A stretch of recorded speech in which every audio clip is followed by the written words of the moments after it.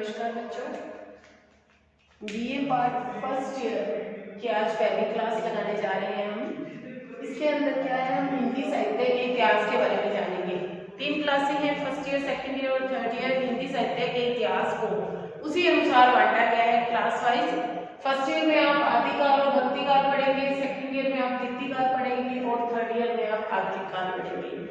ये same topic BA first year और BA first year दोनों में ही आएगा, तो हम इसको बीए का भी टॉपिक बोल सकते हैं और बीएड फर्स्ट ईयर का भी बोल सकते हैं, क्योंकि ये सेम सिलेबस है अपना।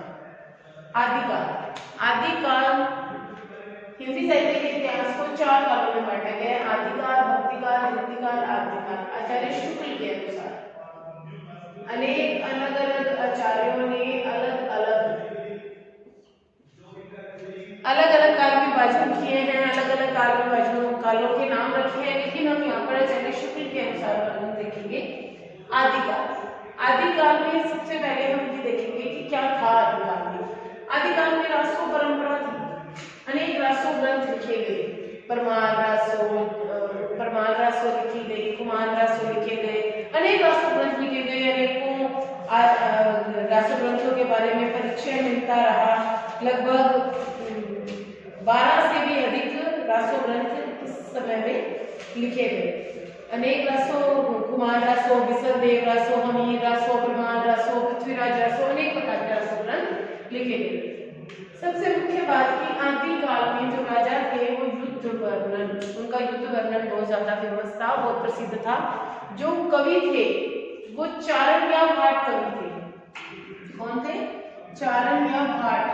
ये कवि का रूप ले लेते थे और ये केवल कलम के ही नहीं तलवार के भी धनी थे। क्या थे ये चारण भाट? कलम के ही नहीं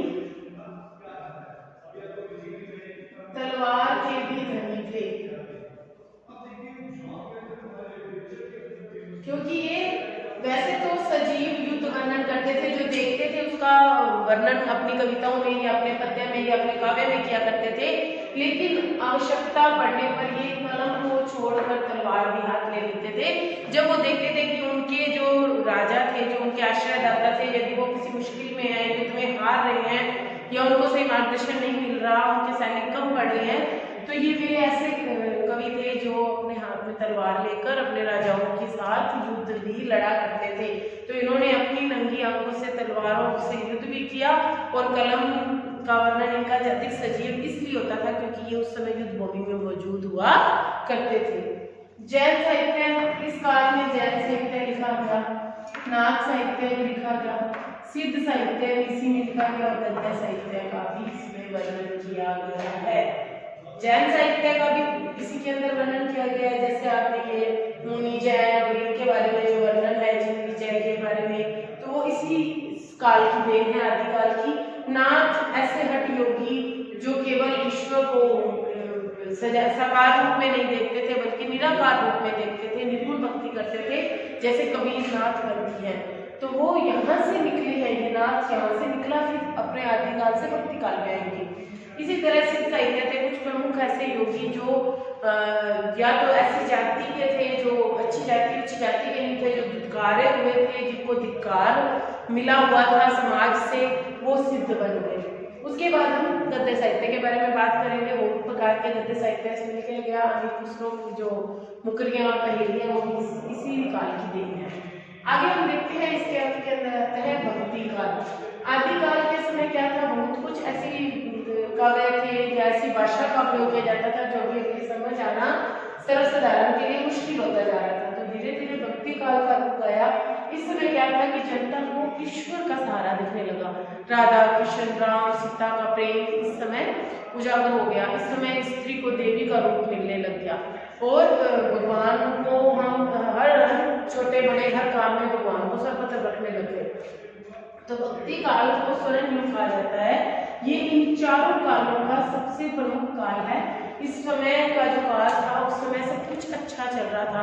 ऐसी स्थिति चल रही थी कि कोई लड़ाई झगड़े युद्ध बहुत कम हो रहे थे, ईश्वर की शरण में जाते थे लोग, पूजा पाठ मंदिर मठों आदि का बहुत अधिक निर्माण हो रहा था।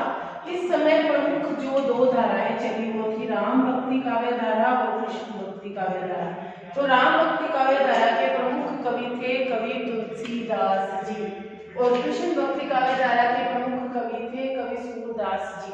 और भी अनेक कवि हुए हैं, मीरा भी इसी युग में, वीरस खान भी इसी युग में हुए, ठीक है, और भी अनेक ऐसे कवि हैं जो इसको में इस समय हुए, लेकिन जो मुख्य प्रसिद्ध कवि हैं वो तुलसीदास और सूरदास है, क्योंकि और इसके अलावा ये तो हो गई सगुन काव्य धारा की,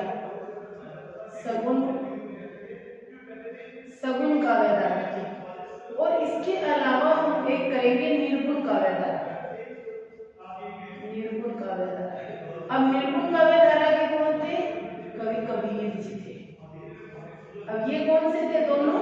ये दोनों थे तुलसीदास और सूरदास थे सगुन काव्य धारा के जो कवि थे, और जो कबीरदास जी थे वो निर्गुण काव्य धारा के थे। सगुन में क्या था? मूर्ति पूजा पर विश्वास, ईश्वर की भक्ति करना, ईश्वर अपने शिव की महिमा, राम की पूजा, राम के बाल गोपाल रूप का वर्णन, कृष्ण के बाल गोपाल रूप का वर्णन, ये ईश्वर को अपने मतलब बालक के रूप में देखते थे, और उसमें वात्सल्यता का बहुत ज्यादा प्रचुर मात्रा में प्रभाव था, प्रेम का बहुत ज्यादा प्रचुर मात्रा में प्रभाव था, ठीक है ना। इन्होंने ईश्वर की सगुन साकार रूप में भक्ति की। लेकिन एक दूसरी तरफ एक और काव्य धारा पनप रही थी, उसको निर्गुण काव्य धारा कह सकते हैं। निर्गुण काव्य धारा का मतलब है निराकार, एक ज्योति, जिसको हम इस तरह से डिफाइन कर सकते हैं कि ये लौ है दीपक की, ये दीपक की लौ है, और ये लौ है ना, इसी में से परमात्मा के दर्शन होंगे, जो हमें कहीं दिखाई नहीं देती, कहीं सुनाई नहीं देती, उसको केवल हम महसूस मात्र कर सकते हैं अपने इस शरीर में, उसकी एक फील, एक अनुभव कर सकते हैं, जो दिखाई नहीं देगा। निर्गुण निराकार, जिसका कोई गुण नहीं है, जिसका कोई आकार नहीं है, जो इस संसार से परे है, उस परम पिता परमात्मा से एकाकार होना, विलीन होना ही निर्गुण था। तो निर्गुण काव्य धारा के प्रमुख कवि कबीर हैं। कबीर जी ने एक ऐसे कवि थे जो निरक्षर थे, बस ही कागज छुओ नहीं, कलम रही नहीं हाथ। भी उन्होंने अपने स्पष्ट वाणी में कहा है कि मैंने कागज और दवात को हाथ भी नहीं लगाया, और कलम को तो कभी मैंने हाथ से पकड़ा ही नहीं। फिर भी कवि कबीर जी बहुत बड़े साधक थे, और वो जैसे ही कोई कविता करते थे या कोई पद्य रचना करते थे, तो पीछे पीछे उनके जो शिष्य थे वो उनकी रचनाओं को लिखितबद्ध कर देते थे, लिख लेते थे। वही कबीर की वाणियों में दिखाई देती है। इसके अंतर्गत कबीरदास जी ने क्या किया है? बाह्याडंबरों का विरोध किया है, जाति पाति का विरोध किया है, उन्होंने निर्गुण निराकार रूप को स्वीकार किया है, उन्होंने ईश्वर की परम सत्ता को स्वीकार किया है या उनको मानना है। वो हठ योगी थे, वो ईश्वर को प्राप्त करने के अंदर सबसे मुख्य मतलब जो जरिया है वो गुरु को मानते थे, वो गुरु को सर्वप्रथम मानते थे। उन्होंने स्पष्ट वाणी में कहा है, गुरु गोविंद दो खड़े काखे लागू पाए, बलिहारी गुरु आपने जय गोविंद दियो बताए। वो स्पष्ट वाणी में कहते हैं कि उस ईश्वर से पहले मैं उस गुरु के चरण स्पर्श करूंगा जिसने मुझे उस ईश्वर तक जाने का मार्ग दिखाया। इसी तरह उन्होंने ये भी कहा है कि अहंकार घमंड इसको छोड़ दो तो ईश्वर की प्राप्ति होगी। यह तो घर है प्रेम का, खाला का घर नाही, शीश उतारे भूरी धरो। पृथ्वी पर धर्म रख दो अपने अहंकार के सिर का, तब बैठो कर्मान। तो तब उस ईश्वर के घर में प्रवेश मिलता है। जाति पाति जाति पूछना साधु की, पूछ लीजिए ज्ञान, तो वो मोल करो तलवार का, पड़ी रहने दो म्यान। तो ऐसे ऐसे दोहे उन्होंने लिखी हैं कबीर जी ने कि हमें जागरूकता का, समाज को जागरूक किया है। हिंदू मुसलमान जातिवाद को उन्होंने बहुत धराशायी कर दिया। उन्होंने बहुत ऐसा कुछ काम किया है जिसकी वजह से आज जो समाज की जो दिशा है, जो आज उच्च स्थिति है, वो कहीं ना कहीं कबीर जी की ही देन है। नहीं तो हम मूर्ति पूजा पर अंधविश्वास करते रहेंगे। अंधविश्वास का उन्होंने खंडन किया, जाति पाति का उन्होंने विरोध किया, गुरु की उन्होंने महिमा बताई, उन्होंने ये ईश्वर की परम सत्ता को निर्गुण निराकार माना। उन्होंने बहुत कुछ ऐसा किया, घमंड और अहंकार का त्यागने को कहा। उन्होंने ये नहीं कि केवल हिंदुओं को, मुसलमानों को भी फटकार लगाई। हिंदुओं को वो कहते थे जब माला फेरे जुग हुआ, माला फेरत जग हुआ, फिरा न मन का फेर, कर का मन का डार दे, मन का फेर। तो वो कहते थे कि माला फेरते फेरते ये संसार क्या हो गया, मर गया है, कि कर का, हाथ का, मन का त्याग दे और मन की सोच को परिवर्तित करो। ठीक इसी तरह से उन्होंने मुसलमानों को कहा, कंकर पत्थर जोड़ के मस्जिद लियो चुनाए, ताचड़ी मुल्ला बांध दे क्या बहरा हुआ खुदा है, कि ईश्वर को तुमने एक इमारत बनाई, उसके ऊपर चढ़कर तुम अजान करते हो या अपनी प्रार्थना करते हो, क्या तुम्हारा ईश्वर बहरा है, गूंगा है, क्या उसको सुनाई नहीं देता? तो वो दोनों को ही फटकार लगाते थे। जातिवाद का बहुत जबरदस्त विरोध किया उन्होंने। वो तो कहते थे कबीरा खड़ा बाजार में सबकी मांगे खैर, ना काहू से दोस्ती ना काहू से बैर। इसी तरह से यदि हम शगुन भक्ति की तरफ मुड़ते हैं तो तुलसीदास जी ने राम के जो सुंदर छोटे छोटे चरणों से चलना, उनकी पायल का बजना, उनके सुंदर स्वरूप का वर्णन किया है कि किसी तरह से सूरदास ने उनके वात्सल्य रस में भीगे जशोदा हरि पालने झुलावे, हलरावे दुलरावे मलरावे सियो सोई चुकावे, मोरे लाल को आए निदरिया काहे न आन सुलावे, कबो पलक हरि मुंद लेते हैं कभी अधर फरकावे। तो ये सारे जो पद्य लिखे गए हैं सूरदास के लिए कहा जाता है कि जो उन्होंने बंद आंखों से वर्णन किया है, कोई भी कवि वो खुली आंखों से भी नहीं कर पाएगा। उन्होंने नेत्रहीन होने के बावजूद जो कृष्ण जी की बारीकियों का, उनकी छोटी छोटी हरकतों का, उनकी छोटी छोटी जो ये वात्सल्य से डूबे हुए, प्रेम से भरे हुए जो वर्णन उन्होंने किए, वो कोई एक समझदार ज्ञानवान आंखों वाला कभी भी नहीं कर पाएगा। ठीक इसी प्रकार आगे हम रीति काल का पढ़ेंगे। तो रीति काल में रीतिबद्ध, रीति सिद्ध और रीति मुक्त 3 प्रकार की धाराएं हैं। रीतिबद्ध, रीति सिद्ध और रीति मुक्त 3 धाराएं हैं, जिसके अंदर रीतिबद्ध के अंदर कवि केशव हो गए, भिखारी दास जी हो गए, देव हो गए, मतीराम हो गए। इसी तरह रीति सिद्ध के बिहारी जी हो गए और रीति मुक्त के गणानंद बोधा आलम ठाकुर हो गए। इन कवियों का वर्णन हम आगे अगले सेकेंड ईयर में पढ़ेंगे। ठीक इसी तरह से आगे आ जाएगा उससे अगले साल आधुनिक काल। तो आधुनिक काल जैसे कि आपको पता है कि सेकेंड ईयर में आपका सिलेबस पोएट्री पोर्शन और जो प्रोज पोर्शन है वो ज्यादा होगा। कहने का मतलब है कि आपका पद्य साहित्य और गद्य साहित्य ज्यादा होगा और ये ग्रामर पोर्शन बहुत छोटा है। जबकि फर्स्ट ईयर में आदिकाल और भक्ति काल 2 काल पढ़ने होंगे और थर्ड ईयर में आपको ये 1 काल पढ़ना होगा। लेकिन इस 1 काल में बहुत ज्यादा वैरायटी है। जैसे कि आधुनिक काल की शुरुआत हम वार्तेंदु युग से मानते हैं।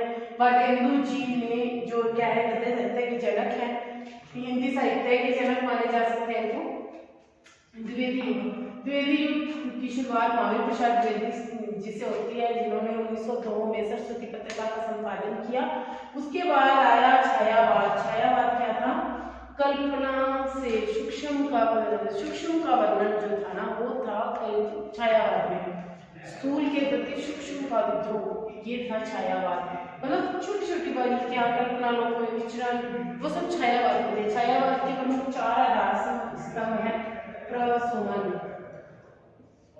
प्र से प्रसाद जयशंकर प्रसाद, सु से सुमित्रानंदन पंत,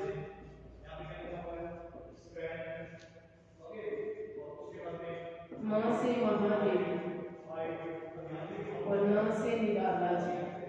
तो ये 4 आधार स्तंभ हैं किसके? प्रसुमन। छायावाद के 4 आधार स्तंभ कवि जिनकी रचनाओं को छायावाद में स्थान दिया गया। उसके बाद आया प्रगतिवाद। प्रगतिवाद में भी अनेक कवियों ने स्थान मिला। फिर आया प्रयोगवाद। प्रयोगवाद के प्रमुख जनक कौन थे? सच्चिदानंद, हीरानंद, वात्स्यायन,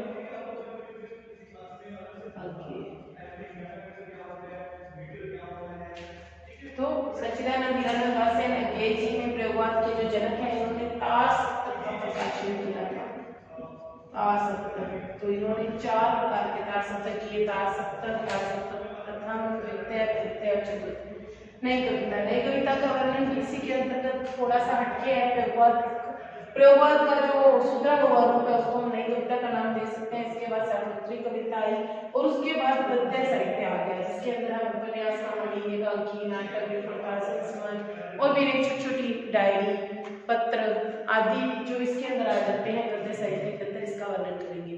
तो आज हम बात करते हैं आदिकाल के विषय में। तो हमारे जो मुख्य टॉपिक क्या है? आदिकाल और भक्ति काल।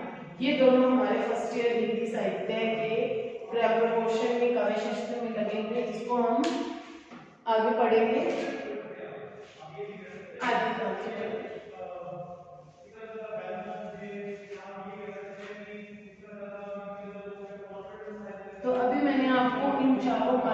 बारे में इसलिए बताया कि आपको पता होना चाहिए कि आपके सिलेबस में क्या है और आपने क्या पढ़ना है। इसका आपको ज्ञान होगा तभी आप आगे बढ़ पाएंगे। इसके बारे में आपको नॉलेज होगा कि ये क्या है चार काल, क्यों इस काल में इस इतना वर्णन इस काल का फर्स्ट ईयर में है, क्यों सेकंड ईयर में है, क्यों थर्ड ईयर में, इसका वर्णन हमें पता होगा तभी हम आगे डिस्कस कर पाएंगे इसके बारे में। तो सबसे पहले हम पढ़ेंगे आज आदिकाल के बारे में। काल विभाजन।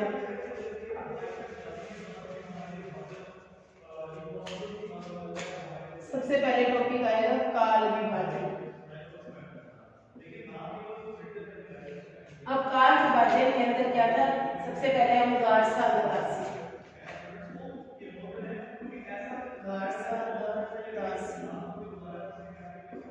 इसका काल विभाजन है। तासी के विभाजन का आधार विधाओं को, रचनाओं की विधाओं को बनाया है। इसका वर्गीकरण बिल्कुल भी स्पष्ट है। उनके ग्रंथ का नाम है, साथ के साथ हम ग्रंथ करेंगे, इस्तेमार, दला, लिटरेतुर, एंतुई, हिंदुस्तानी।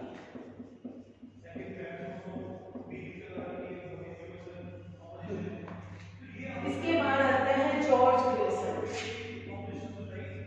जॉर्ज ग्रियर्सन, इनके ग्रंथ का नाम है द मॉडर्न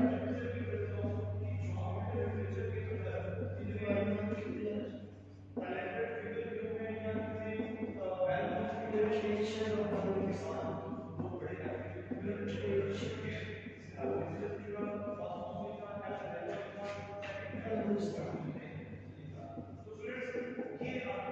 गारसा दासी का तो काल विभाजन मान्य ही नहीं है, ठीक है ना। इन्होंने रचनाओं के आधार पर वर्णन किया था जो स्पष्ट ही नहीं है।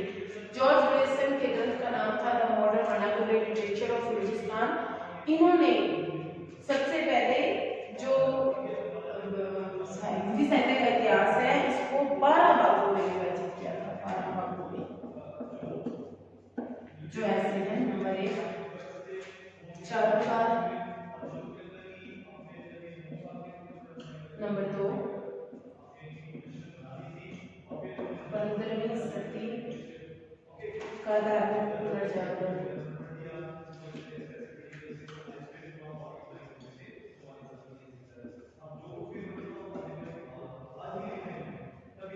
नंबर 3 जयसी और उसकी कविता,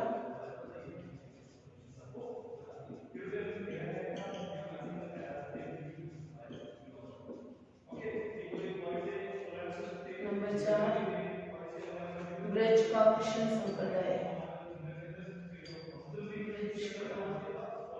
कृष्ण संप्रदाय, नंबर 5 मुगल दरबार,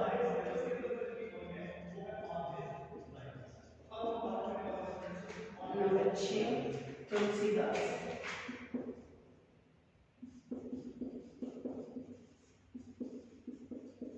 नंबर 7 ऋतिकाल, नंबर 8 तुलसीदास के अन्य प्रवर्तित तुलसी के अन्य परवर्ती कवि,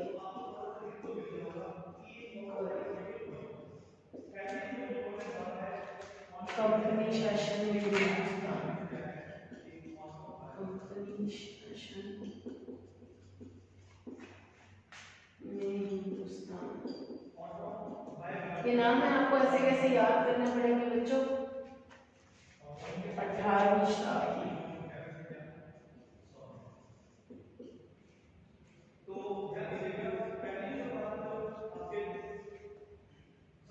उसके बाद है महारानी विक्टोरिया के शासन में हिंदुस्तान,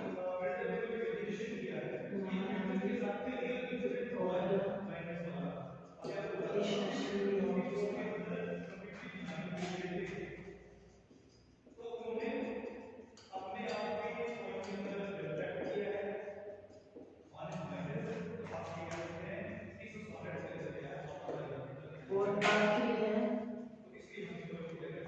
अज्ञात कवि।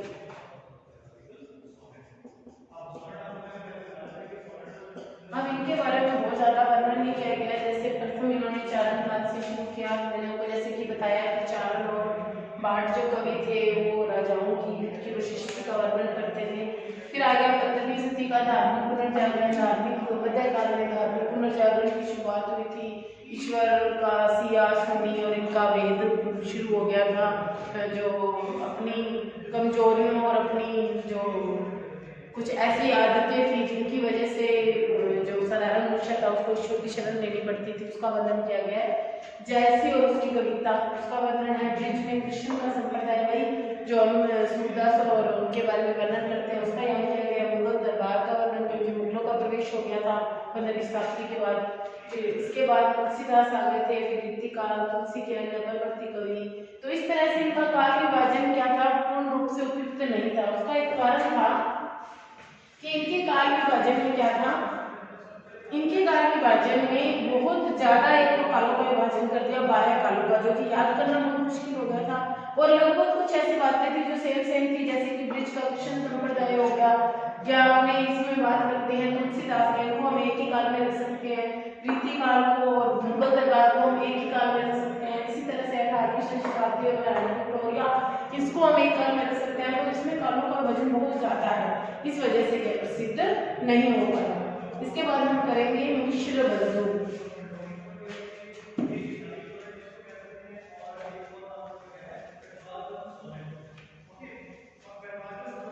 हम इनके काल विभाजन के बारे में पढ़ रहे हैं, तो हम मिश्र बंधुओं का काल विभाजन पढ़ेंगे। मिश्र बंधुओं ने सबसे ज्यादा कवियों पर काल विभाजन का वर्णन किया है। मिश्र बंधु, इनके ग्रंथ का नाम है मिश्र बंधु विनोद, ठीक है। तो इन्होंने क्या किया था, इनका काल विभाजन था आरंभिक काल,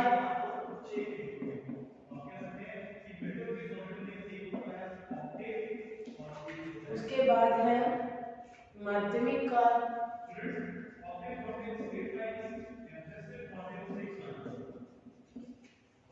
उसके बाद है अलंकृत काल,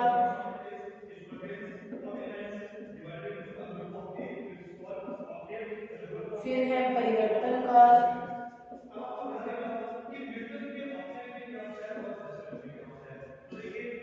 और लास्ट में है वर्तमान काल।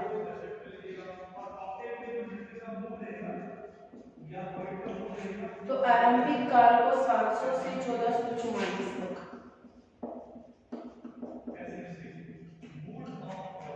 विक्रम संवत, फिर है 1445 से 1680, फिर है 1881 से 1681 से 1889, फिर 1890 से 1925, फिर है 1926 से अब तक, ठीक है।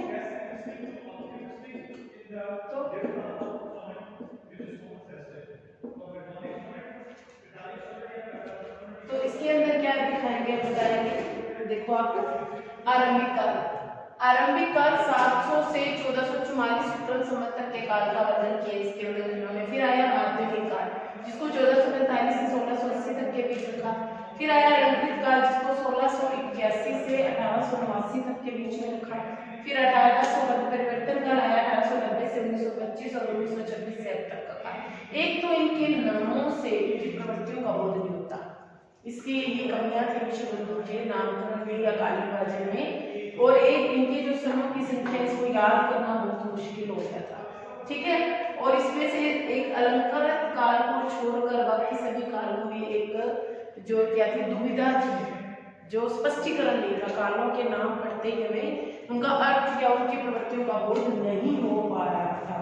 इसके बाद आता है आचार्य रामचंद्र शुक्ल। आचार्य रामचंद्र शुक्ल के बारे में हम आगे बढ़ते हैं और वर्णन करते हैं आचार्य रामचंद्र शुक्ल जी के बारे में।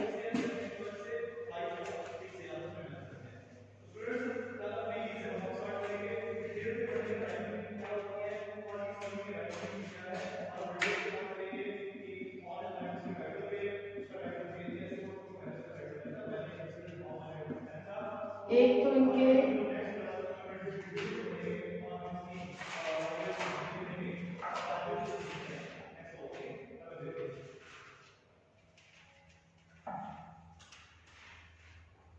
हिंदी साहित्य का इतिहास,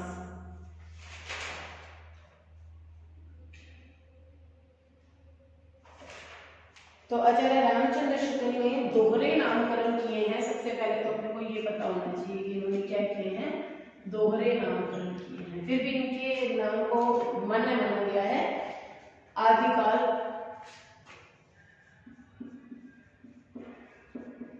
इसका अन्य नाम रखा था वीरगाथा काल, वीरगाथा काल, ठीक है। अगला रखा इन्होंने पूर्व मध्य काल, भक्ति काल, जिसको उन्होंने अन्य नाम दिया पूर्व मध्य काल। उसके बाद उन्होंने नाम रखा रीति काल, जिसको इन्होंने नाम दिया उत्तर मध्य काल।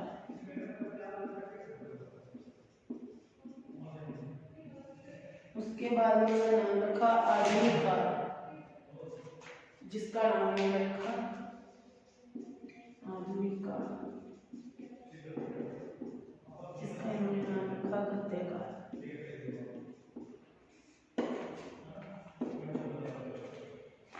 तो इन्होंने लिखा 1050 से 1375 विक्रम संवत, 1050 से 1375 विक्रम संवत, 1375 से 1700, 1375 से 1700 विक्रम संवत, 1700 विक्रम संवत, 1700 से 1900 विक्रम संवत, 1900 से अब तक। तो सबसे प्रमुख रूप से तो इन्होंने दोहरे नामकरण किए, और दोहरे नामकरण के बाद इन्होंने सबसे पहले क्या किया, नाम रखा जैसे आदिकाल। तो आदिकाल का नाम इन्होंने पहले क्या रखा था, वीरगाथा काल। तो वीरगाथा काल नाम से भी उनकी प्रवृत्तियों का बोध होता है।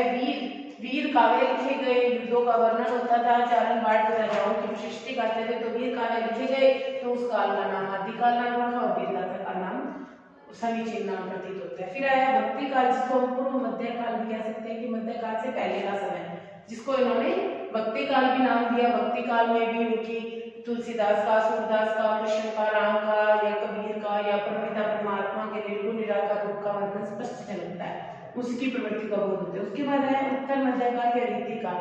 तो रीति काल में एक तो प्रमुखता रीति निरूपण हुआ, तो रीति निरूपण से रीति काल के नामकरण बिल्कुल समीचीन नाम जान पड़ता है। उसके बाद है आधुनिक काल या गद्य काल, उसमें गद्य काल भी लिखा गया, और वो आधुनिकता का भी समय था, मॉडर्निटी भी आई थी उस समय काव्य में, तो उसमें इसका ये नाम भी समीचीन जान पड़ता है। इस प्रकार आज हमने शुक्ल जी का भी वर्णन कर लिया, और इसके बाद हम आगे बढ़ेंगे आज राम कुमार वर्मा जी का वर्णन। अभी हम केवल इनका काल विभाजन पढ़ रहे हैं, जो कि मोस्ट इम्पोर्टेंट है।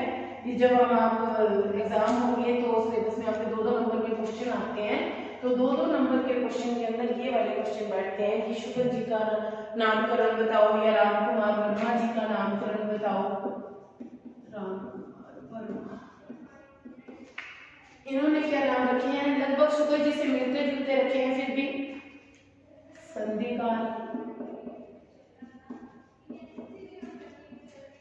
नंबर 2 चरण काल,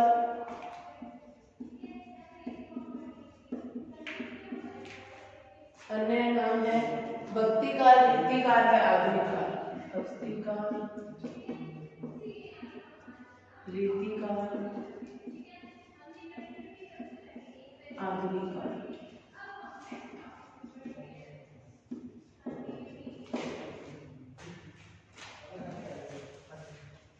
750 से 1000 संवत, 750 से 1000 संवत। उसके बाद हम करेंगे 1000 से 1375, 1000 से 1375 विक्रम संवत। ठीक है। विक्रम संवत और ईस्वी में 57 ईयर्स 57 ईयर्स का डिफरेंस होता है, वो आपको पता होना चाहिए। उसके बाद है भक्ति काल, जिसको 1375 से 1700,